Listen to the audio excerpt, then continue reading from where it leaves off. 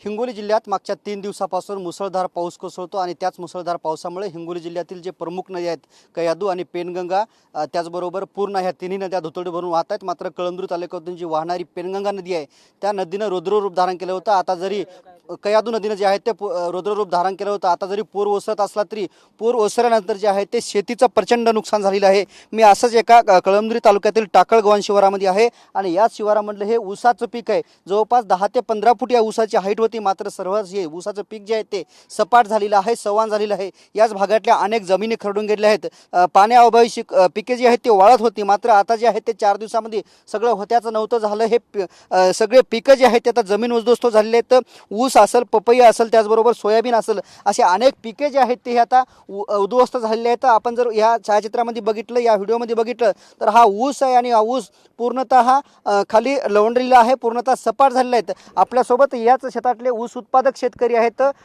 किती नुकसान आहे, नेमकं नुकसान कसं झालेलं आहे? 2 एकर साहेब ऊस आहे, 4 एकर ऊस आहे दोघांचा मिळून।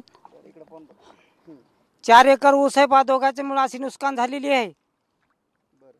एकूण याच्यासाठी सर्व खर्च किती आला होता आणि याची लागवड कशी झाली होती? 40,000 रुपये खर्च झाला साहेब सगळा।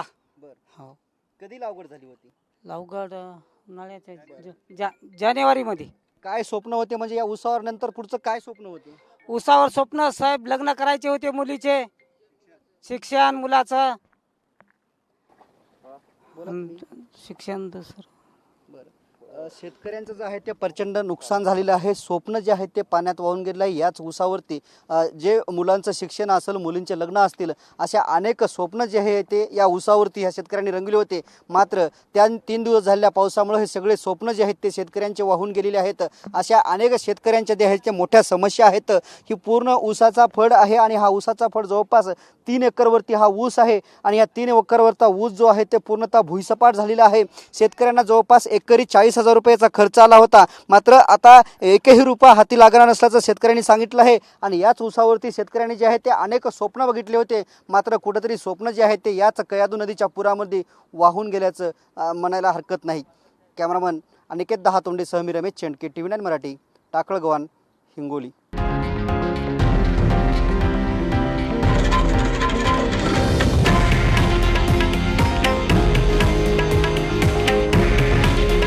हे आहे देशातील नंबर 1 न्यूज नेटवर्क आणि आपण पाहत आहात TV9 मराठी।